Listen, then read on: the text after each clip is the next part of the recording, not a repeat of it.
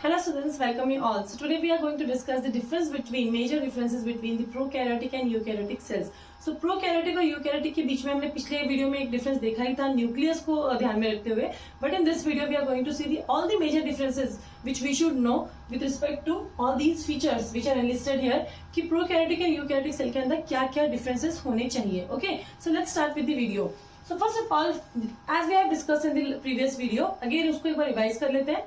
Prokaryotic, so pro means हमने discuss किया था कि प्री मेच्योर और before. Okay, so pre mature kind of nucleus जो होगा वो प्रो होगा और karyotic the word came from carry on. So carry on का मीनिंग होता है nucleus. So pre mature primitive nucleus अगर होगा तो that is called as prokaryotic cell. Means prokaryotic cells के अंदर प्रिमिटिव न्यूक्लियस होता है, वेल डिफाइंड न्यूक्लियस नहीं होता. Okay, next is eukaryotic cell. तो यूकैरियोटिक सेल को हमने अगेन स्प्लिट किया था. यू का मीनिंग होता है true and karyotic again came from the word karyon which means nucleus. So true nucleus possessing cells जो होंगे उनको हम बोलेंगे यूकैरियोटिक सेल्स. तो यूकैरियोटिक सेल्स के अंदर होंगे ट्रू न्यूक्लियस या फिर well defined nucleus. Okay, so we will discuss with the features कि क्या क्या फीचर्स देखते हैं, डिफरेंसेस कैसे होने वाले हैं प्रोकैरियोटिक एंड यूकैरियोटिक सेल के अंदर. So here first feature is nucleus. तो प्रोकैरियोटिक सेल के अंदर न्यूक्लियस कैसा होगा, तो पुअरली डिफाइंड न्यूक्लियस होगा as we have discussed. And in eukaryotic cell, the nucleus will be well defined. Well defined nucleus होगा एकदम proper. Okay. Next point will be nucleolus. तो nucleolus कैसा होने वाला है यहाँ पर? Prokaryotic cell के अंदर nucleus present ही नहीं रहेगा. Okay. Whereas nucleolus is present in eukaryotic cell. Next point is DNA. DNA अब prokaryotic cell के अंदर कैसा होगा? तो double stranded होगा. 2 strands will be there for DNA. And next thing is circular होगा and naked होगा. Okay.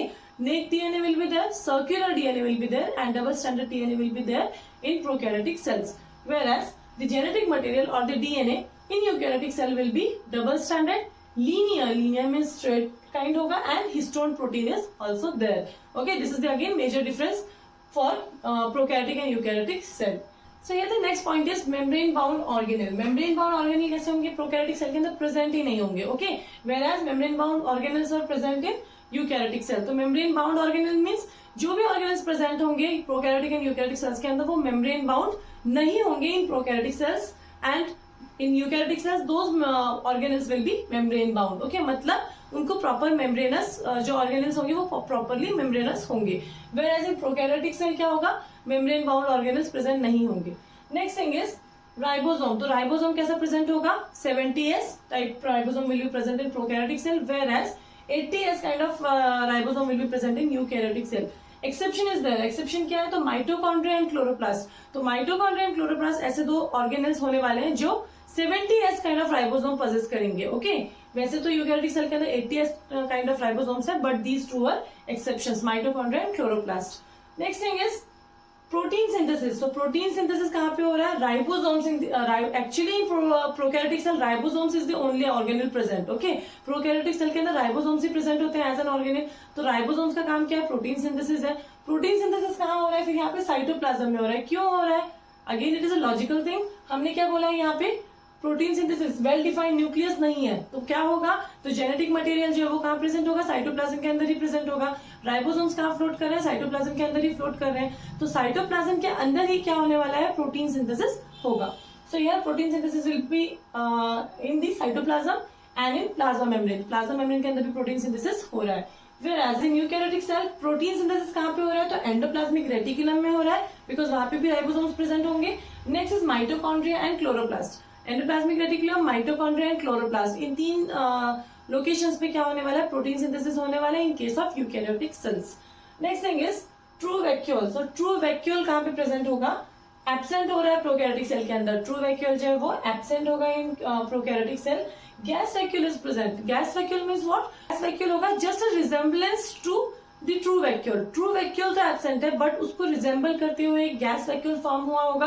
That is nothing but a reserve material जो होता है बैक्टीरिया का, वो स्टोर करने के लिए वो गैस वैक्यूल फॉर्म किया जाता है. Pseudo vacuole is another name for that gas vacuole. Pseudo means false. Okay, तो फॉल्स काइंड ऑफ वैक्यूल जो कि रिजेंबल कर रहा है ट्रू वैक्यूल को, बट वो एक्चुअली ट्रू वैक्यूल नहीं है. It is a false vacuole. So gas vacuoles are present in prokaryotic cell, whereas true vacuoles are absent. Whereas in eukaryotic cell, usually the gas vacuoles, usually the true vacuoles will be present in the plant cell. Plant cell के अंदर ही जो होंगे, as we know कि eukaryotic cell के अंदर plant cell and animal cell दोनों belong करते हैं, तो उनमें से मोस्टली जो प्लांट सेल्स होते हैं उन्हीं के अंदर हमें क्या देखने को मिलता है, जो ट्रू वैक्यूल है वो प्रेजेंट होगा। Next thing is thylakoid. तो थाइलाकॉइड यहाँ पे प्रेजेंट है but it is not well defined in case of prokaryotic cells, whereas in eukaryotic cells it is well defined and it is present obviously in eukaryotic cells. So eukaryotic cells के अंदर thylakoid present होगा but in prokaryotic cells present तो होगा but well defined नहीं होगा। Next thing is envelope system। तो envelope system prokaryotic cells के अंदर कितने हैं, तो one envelope system is there। क्यों? Because as we seen कि one envelope system कौन सा होने वाला है, जो outermost layer का envelope system बन रहा है, जो एक envelope form हो रही है cell wall से, वही एक envelope system जो है वो prokaryotic cell के अंदर देखने को मिलेगा। Whereas two envelope systems will be there in eukaryotic cells. How? So the outermost envelope जो फॉर्म होने वाला है सेल के बाहर, दूसरा envelope system कहाँ बनेगा, तो दूसरा envelope system बनेगा membrane bound organelle। As we have said कि membrane bound organelles present होंगे eukaryotic cells के अंदर, मतलब organelles को उनकी membrane bound जो membranes हैं उनसे bound है वो organelles, तो उनके अंदर भी again envelope form हो रहा है।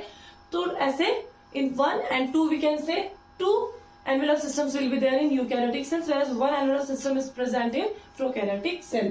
Next thing is cytoplasmic streaming or cytosis. So cytoplasmic streaming किसको बोलेंगे हम, that we should know first. तो इसमें क्या था, like just look at this diagram. Here this is a cell. If we consider this is a cell, उसके अंदर क्या दिख रहा है यहाँ, vacuole. अगर एक सेल के अंदर vacuole present है, उसके साइड में साइटोप्लाज्म प्रेजेंट है।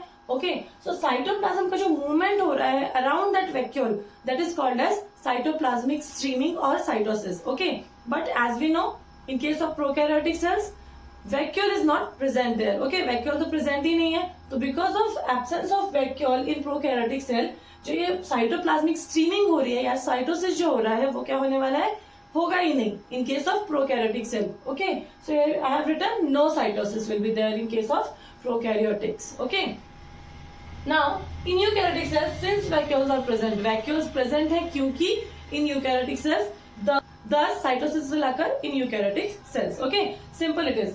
Next thing is साइज कैसे होने वाली है प्रोकैरियोटिक सेल्स की, तो जो प्रोकैरियोटिक सेल्स होंगे वो कैसे होंगे, उनमें क्या आता है, बैक्टीरिया लाइक साइज होगी क्योंकि उसके अंदर बैक्टीरिया ही बिलोंग कर रहे हैं। ओके, सो प्रोकैरियोटिक सेल्स के अंदर bacteria like size will be there which is very small. Okay, small size will be there of prokaryotic cells, whereas in eukaryotic cells size कैसे होने वाली है, तो लार्ज साइज होने वाली है eukaryotic cells की, बिकॉज उसमें क्या फॉल करते हैं, it considers animals and plant cells. Animal और प्लांट सेल्स मिलकर अगर यूकैरियोटिक सेल्स जो है वो mostly animal and plant cell में प्रेजेंट है, तो वो कैसे होंगे, लार्ज इन साइज होंगे। Okay, so guys I hope कि आपको सब समझ में आ गए होंगे पॉइंट्स। इनमें इन पॉइंट्स के अंदर अगर आपको कोई भी डाउट है डू कमेंट में down below. Next thing is comment में डाउन बिलो कि आपको कौन सा ऐसा टॉपिक है जो हार्ड जा रहा है और आप चाहते हैं कि उस पर मैं वीडियो बनाऊं, so that I could make a video on that.